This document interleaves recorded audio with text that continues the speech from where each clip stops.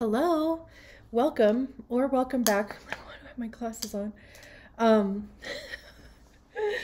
welcome or welcome back to Heretic Owl Tarot. My name is Liz, and I will be guiding you on this journey today. This is the reading for the 6-2 Human Design profile, the role model hermit profile. The word profile is not coming out of my mouth very easily, so. Anyway, if you don't know what your human design profile is, there is a link in the description below for you to get your human design body graph, and among the plethora of information about you listed on there will be your profile. So for the purposes of these readings, we're going based off of your profile. And how many times am I going to say profile now? And I'm also doing zodiac sign readings. So be sure to check out your sun, moon, rising once those are loaded, if they're not yet. So your card came out pretty quick. Lemuria. Creating heaven on earth. It's happening. I love that. That's beautiful. I want to hang out there. That's so pretty. Okay, let's get your tarot cards out. We have the Queen of Wands. Love that. The Four of Cups. 10 of Swords. I almost said Jupiter, but the Wheel of Fortune, which is Jupiter. The Two of Swords. It's so interesting. That's paired with the Four of Cups. One more, Page of Cups. And then we have the Queen of Cups at the bottom of the deck. The Emperor, Six of Pentacles. Interesting. Part of me wishes, so I'm not doing like the overhead view this time around. I just didn't feel like it. It felt like just a burden. Truly, so I was like, I'm just not going to do it. But I wish your reading and the Aries readings are the first ones that I was like, I kind of wish I had the overhead view so you could just kind of see how these cards are dancing with each other, which is interesting because Aries had something, their oracle card had something to do with dance. I've already forgotten what it is. But anyway, let's read about yours. Lemuria. Lemuria. I could be butchering the pronunciation of that. Clearly, I can't even pronunciate anything. Okay. Lemuria, or Mu, M-U, is one of the Earth's lost lands, where heaven really is a place on earth. What song is that? Is that Bon Jovi? Mm-hmm. A time before we were kicked out of the Garden of Eden. In Lemuria, life worked in harmony. All beings were seen as equal, and we were deeply reverent to Mother Earth. We knew that a mosquito was no worse than us, and the sun no better. Perhaps you too believe that heaven really can be a place on earth. Perhaps you are part of the transition team who, at a soul level, are devoted to creating this kind of harmony on the planet now. Thank you for wanting to do this work. It's easy to get overwhelmed by the state of affairs on the planet right now, but you are being encouraged to keep holding a clear vision of the future. It is closer than you think. You may be guided to hold the frequency of Lemuria in your own community, family, workplace, or within yourself. Know that it is possible, and while at times you may feel like you are alone, you truly are not. There are hundreds of thousands who hold the codes of this ancient lost land, and even Lemuria crystals that hold the codes of remembering that are beginning to rise all over the planet. Keep doing what you are doing, and remember, the only way to heal the world around us is to first heal ourselves. Work your light transmission. I hold the codes of Lemuria and believe that heaven really can be a place on earth. I feel like we should be blasting that song. Oh, it's Belinda Carlisle. What was I thinking? Bon Jovi. Oh, maybe it's because Bon Jovi has that Living on a Prayer. I don't know.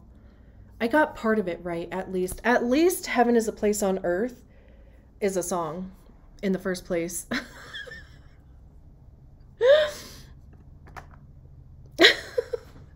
At least there's that. So anyway, I don't know. I mean, maybe listen to that song. I kind of want to listen to that song. And let me make a note for myself because I will forget. Actually, let me just download it. It says that I already had it downloaded. Where? Anyway, okay. I'll listen to that later. You should too. And then let's reconvene. Okay, so I feel like that whole thing is very like 6-2, like this thing about hope. I remember actually reading, I think it was Interior Creature. I'm pretty sure the website is just interiorcreature.com maybe. But I remember reading her description of 6-2, and she was talking a lot about Obama because Obama is a 6-2, but in the sense of like hope being a major platform for Obama. Maybe it was his first campaign. I don't know about the second, but she was, I mean, just using a real life example that we all probably have an idea of, as far as explaining the 6-2, which is, holding on to hope, believing that we really can create like a heaven here on earth, right? So, but again, it's like seeing the state of things. It's like, how could that even possibly be possible, right? But it's got to be, right? If we can dream it, then it's got to be possible. So let's start at the beginning with the Queen of Wands. This is the card that came out first. This is the card that's next to it, but it's like this way, right? And it would be so interesting if it would have come out this way, because all of this red, and then there's this red here, and there's this hand at the bottom handing this cup. Okay, I'm sorry. It's backwards. To them, and they're holding this flame in their hand.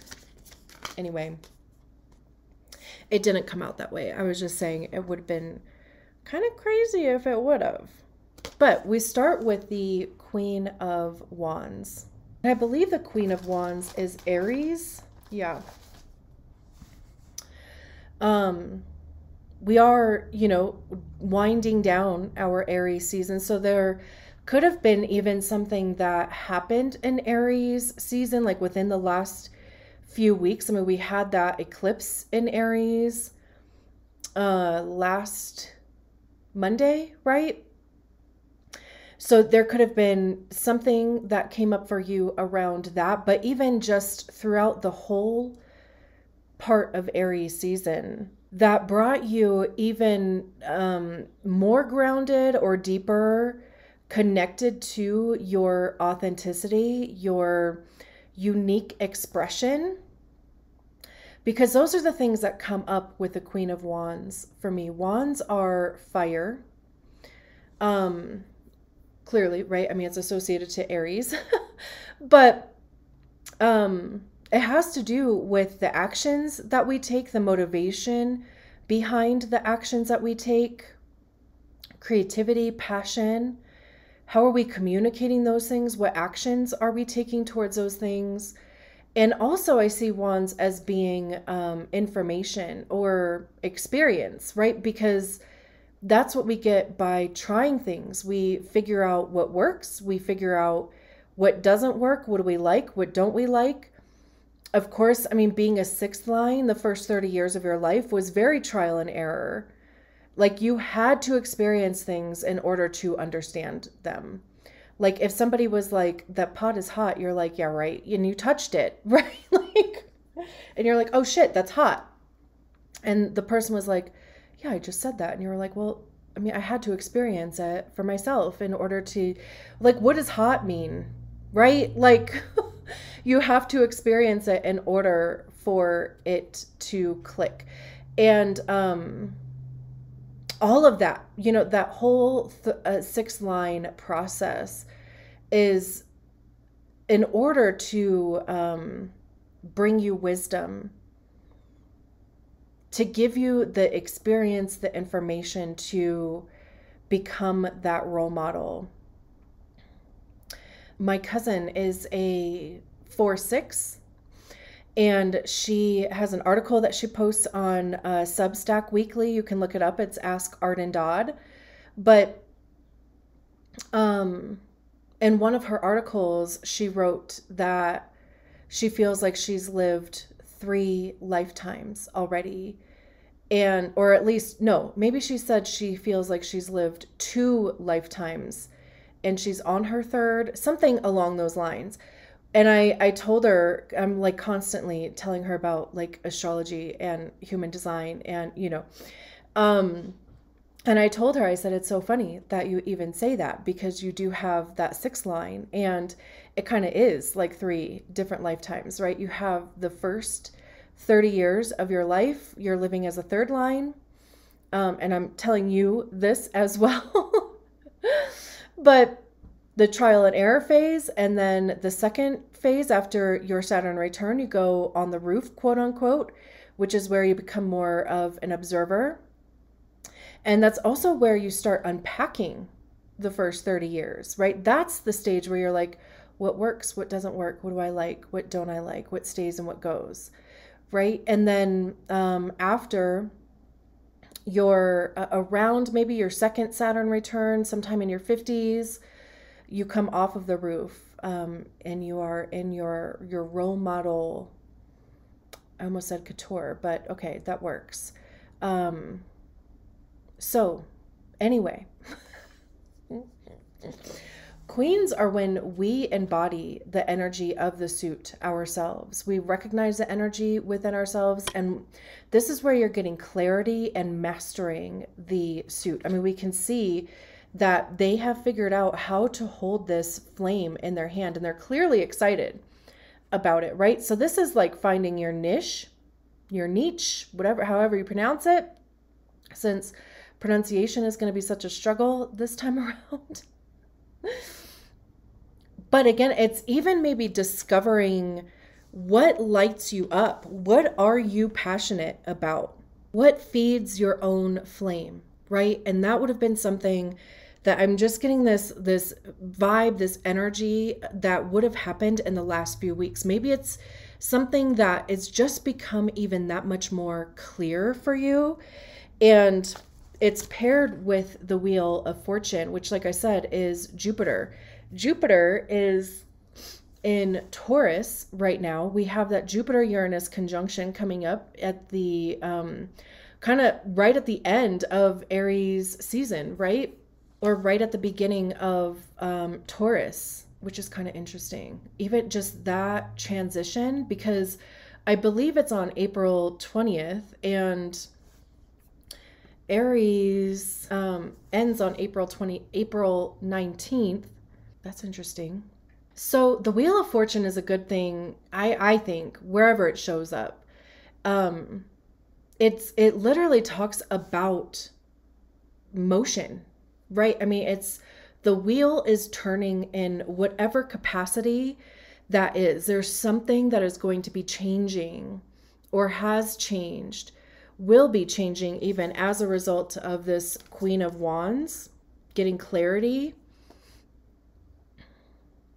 Jupiter is also a planet of expansion too. You could see things expanding in some capacity in your life. I like to kind of give the example with the Wheel of Fortune, and because it really can be like anything. It doesn't necessarily have to be like something major. It definitely can be, but with it being a major arcana card, you are going to recognize a shift in your life. Something is going to look different. For instance, back in 2021, I was laid off. And it was at the end of March was my last day. And I literally slept for like the next 8 months. I didn't do shit. I didn't want to do anything either. And part of me, I was so burnt out anyway, too. Like the last few years had just kind of taken me out. I didn't really give myself a chance to honor my need for rest and healing the previous few years. So that was like wrapped in there.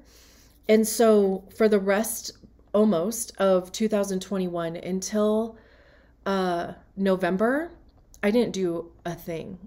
I was like operating on like 5%. Purposefully though. And, you know, of course, like ego or whatever, you know, conditioning wanted me to do more. Like I felt like I was just wasting away, or I was wasting my time even too. Like I could be doing something, I could be whatever, right? But I also had no clue what I even wanted to do next. So again, I slept. I also kept getting this feeling, this message that it's like, take the time to rest now, because it's going to be a while before you have this type of time to have this type of rest. So I did. And also what happened was that it gave me an opportunity to get clear on what I did want to do next. And that's when I did start making videos for YouTube. I think it was in November I started making videos for YouTube, and I had them scheduled to come out in December, because I think the first readings that I put out was for January of 2022, and they were an absolute mess. They were terrible, I think. And I was like borderline embarrassed about it, but also I knew that I had to do it. And it's almost it's like one of those things of like, allowing the path to open up as you move forward, right? Like I knew that at some point I would get a better setup or camera, or I would figure things out to better do videos.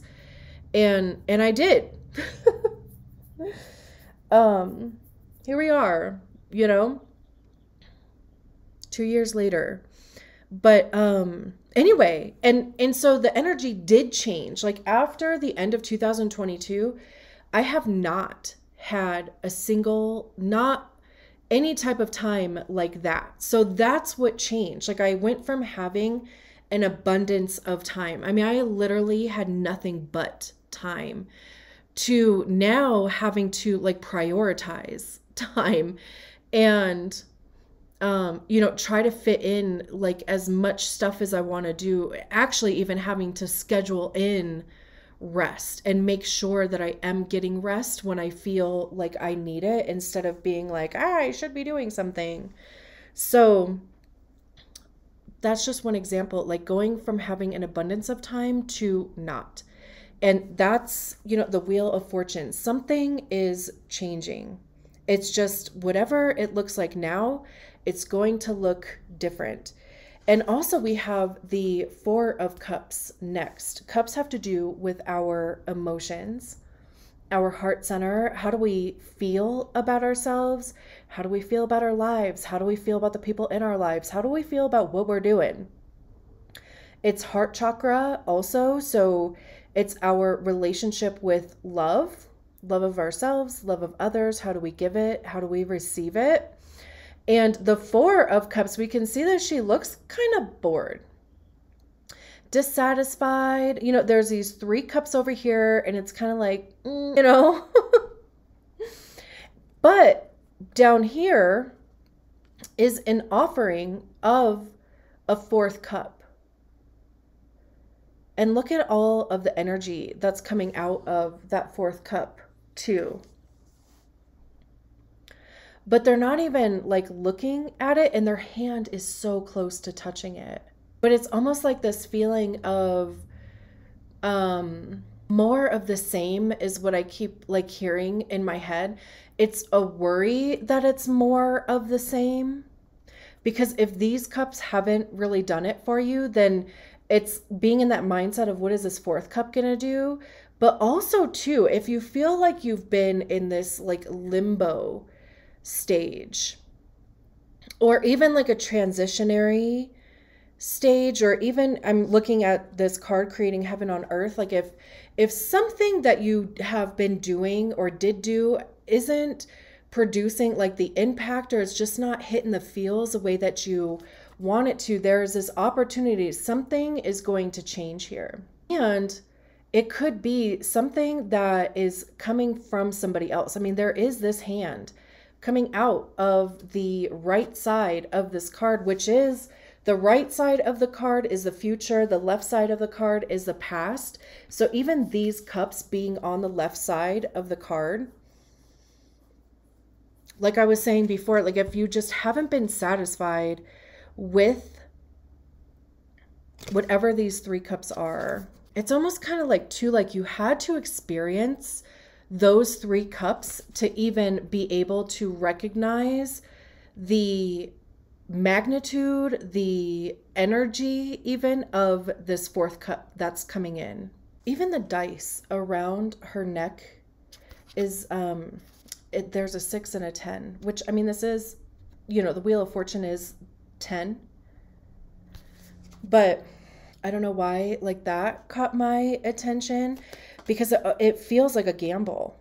It really feels like a gamble. It's like, it's almost taking a gamble like on yourself. And right here just started itching like crazy. Right at my temple. Even, you know, I mean, they have their hand kind of sitting at their temple. So I wonder what the significance of the temple is. I know, isn't it like a pressure point or something? I feel like it's just interesting that it just started itching like crazy right there. Maybe you've been rubbing it a lot, because I don't even really want to itch it. I just want to rub it. So maybe you have found yourself just, you know, that whole right here, you know, that people do. Interesting. We have the Two of Swords next. Sorry, it's like way up. I got a little overzealous with that. What'd I say? The Two of Swords. This really feels like trusting the process, especially with it paired with the Four of Cups, because it's like you're not going to be able to think your way through this. You're really going to have to rely on, for one, this fire that lights you up. For two, whatever this is that's coming in with this fourth cup here. And maybe, you know, like the outcome is being blocked. Maybe it's like as soon as that fourth cup shows up, you immediately go into freeze. So swords have to do with our mind, our mindset. It's also divine truth and honesty, ideas, beliefs. I see swords as being the suit of ego also, because that's generally where we hear our ego is in our minds, right? And our ego is created by the stories that we attach to experiences, to feelings, whether they're our stories or not, and whether they're true or not. But it does become the reason why we do things and why we don't do things. It's that filter that our reality or our perception is ran through. It's still itching over here. Like, what in the world? And the Two of Swords is about making decisions, but it's also, I mean, clearly it's a struggle to do that. Feeling like you don't know. There's even this fork in the road that's behind them. I mean, there's a path this way and a path that way. They have their back to it though. They're blindfolded. There's these crows. Crows signify change. it really feels like overstimulating. But I'm also getting this feeling of at least there's choices, at least there's options. And truly, no matter what path you decide to go on, if you decide to go left or right, that is exactly the correct answer. So it's our mindset that puts us in this state of, I don't want to choose the wrong thing. There is no such thing as the wrong thing. Also, I watched the latest Matrix movie a few months ago. Is it like Resurrections or something? Um, and I don't know if they said this like in the first Matrix also. I haven't watched that one in a long time, but the white rabbit in the newest Matrix, at one point, she said, choice is just an illusion because we already know what we want to do. That's this card. It's like, it's seeing that there are two options. And again, it's based even on old shit. Like it's based on, maybe there was a decision that you had to make in the past, and for whatever reason, maybe you feel like it wasn't the best decision. But also, again, there is no such thing as a wrong or right decision, especially when it comes to choosing between two paths, because you will be exactly where you are meant to be. And if that is a path that has more lessons than, or experiences, then maybe the other path would have had. Either way, you're getting from it exactly what you needed to get from it. So again, it's thinking that you have to choose between two different things when really it's not two different things. It's just one thing. Go left or right. That is the right answer, whichever one you choose. And then we have the 10 of Swords.